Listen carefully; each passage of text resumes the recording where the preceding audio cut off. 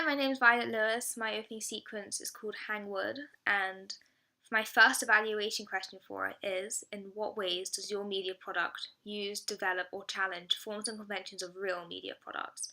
So, firstly, in most motion pictures, there are a list of the most important members of the production team displayed in a blank screen or over the action in the background during the opening sequence. So the names and images of the crew sometimes appear in various opening sequences. However, mainly the key crew are introduced, such as the main characters, producers, and director. The sequence may also list any production companies which were involved in the production of the film. If I consider this, my media product already uses conventions of real media products, as I have credits throughout my opening sequence. However, my opening sequence does challenge some aspects of this, as I am the only crew member, which would be unlikely in a real media product.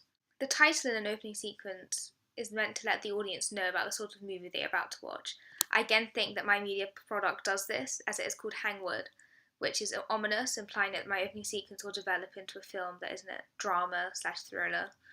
The setting of the film is usually introduced within the opening sequence. When I consider this, I also think that my opening sequence has very clearly established the setting, because firstly, it's very clear that it's set in the countryside, because up until the girl falls off the horse, it's all very slow and you can see all the scenery and everything, so it's quite clear. And then also, once she falls off and the title being Hangwood and she wakes up in the wood, it's sort of, I was trying to imply that for the rest of the movie she would be in this wood, so I think I quite clearly do establish the setting. Usually introduced in the opening sequence of films are one or more of the main characters.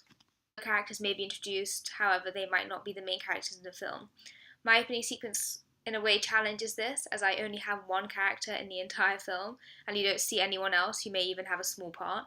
This is unusual, but it's only because I simply didn't have the resources or time to have more. However, my protagonist is clear, which is using the conventions of real media products. My opening sequence can be compared to the opening sequence of Children of Men. This is because it establishes setting arguably in the same way. My opening sequence begins with an element of mystery and confusion, as you're not really sure what is about to happen. This is the same in Children of Men throughout the opening, because there is a sound of hustle and bustle in the streets of London, which portrays a sense of normality, which the audience will be able to relate to, so it's very calm, just like mine was. So when there is an explosion in the coffee shop, it creates a sense of fear, as it is so unexpected and the bang is so loud, it creates a diegetic ringing sound and loud screams, which emphasise how severe the bang actually was. This ends the opening sequence with suspense and anticipation for the rest of the movie, much like I tried to do with my opening sequence. When Alex falls off and there's the whole camera tumbling on the floor, that sort of is very similar to the Children of Men opening sequence with the explosion. And so, yeah.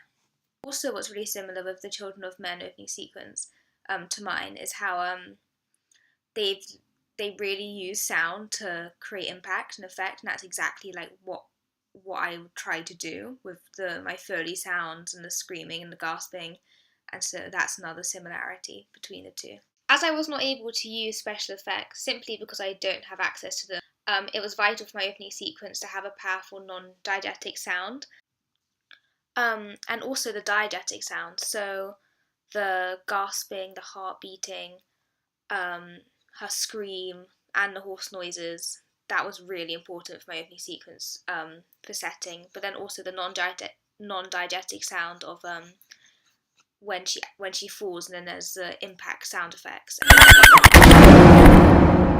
and all the eerie music that comes after that. That's really vital for my opening sequence, as it really creates the atmosphere. Because nowadays most films you will see have amazing special effects, but I just don't have access to them. So in a way, all because of my focus on getting really good non-diegetic sound, this undermined my soundtrack, as the background music became somewhat less important.